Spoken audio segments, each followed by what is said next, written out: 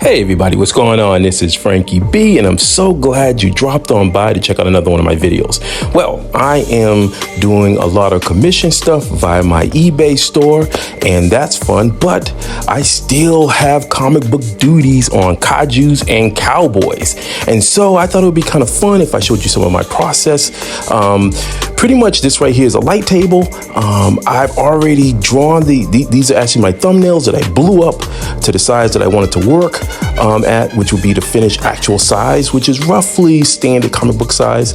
And then I am now using my light table, which is not a full-on light table, so I would call it a light pad.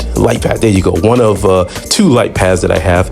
And I'm actually drawing out the characters, sketching them, roughing them out and stuff like that, getting them laid out. Now here's the thing, I had two additional scenes that were pretty much duplicates of frame or panel one.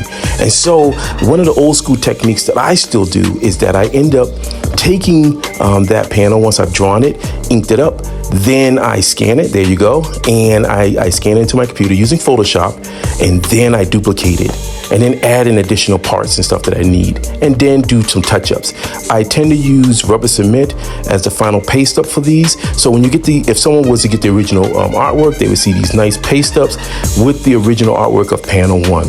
These are just old school techniques that I am quite familiar with, very comfortable with, and as somebody who collects art, I love seeing it on the artwork. As you can see, that's a panel one right there.